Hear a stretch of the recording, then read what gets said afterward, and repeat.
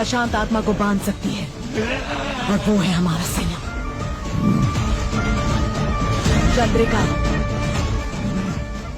त्रिशूल लाओ। चली जा, क्या कर रही है?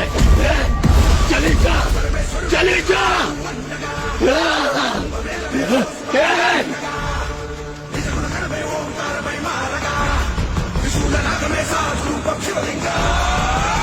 बस बता।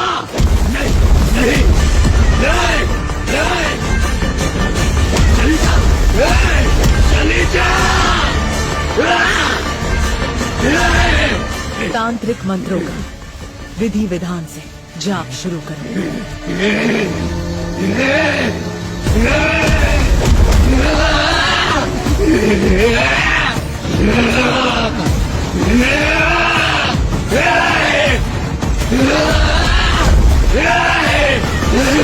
रुक जा, चली जा, चली जा।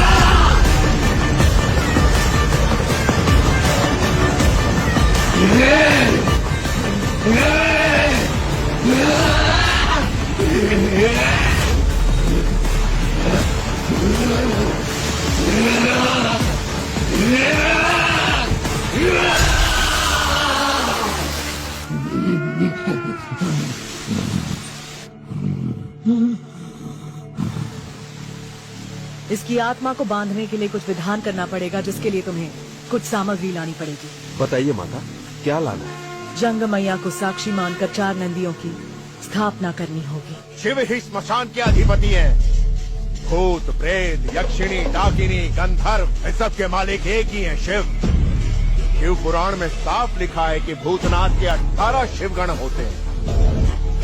और सारे गण और भगवान गणेश के बाद नंदीश्वर ही अधिपति है। देवताओं को ही नहीं, आत्माओं को भी उनकी अनुमति लेनी पड़ती है।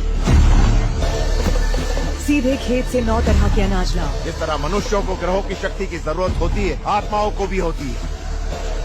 ये 9 प्रकार के अनाज 9 ग्रहों के प्रतीक होते हैं। आत्मा को कमजोर करने के लिए 9 अनाज का इस्तेमाल किया जाता है। गंगा जी का बहता पवित्र जल,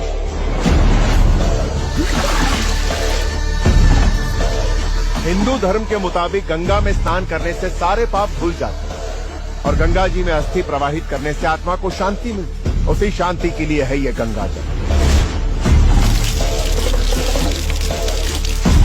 गोदा,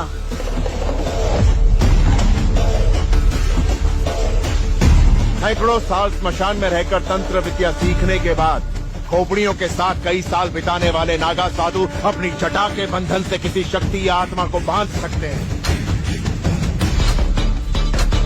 इससे आत्मा की सारी शक्तियां खत्म। आज मार्गशीर पौला की अमावस्या है।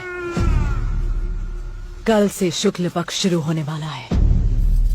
इस शुक्ल पक्ष के समाप्त होने से पहले तिरुपति की आत्मा नष्ट हो जाएगी।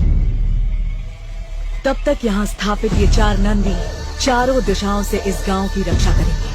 अगर इन नंदियों को किसी ने हिलाया या ये अनाज अपनी रंगत खो देते हैं या किसी इंसान का साया भी इस पर पड़ता है, तो इस आत्मा से होने वाले विनाश को भगवान भी नहीं रोक पाएंगे। इन 15 दिनों के दौरान हर परिवार का एक इंसान इस समाधि की रक्षा करेगा।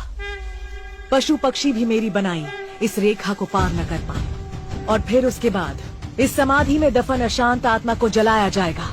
इसे प्रेत योनि से कपाल मोक्ष की प्राप्ति होगी। शिवो।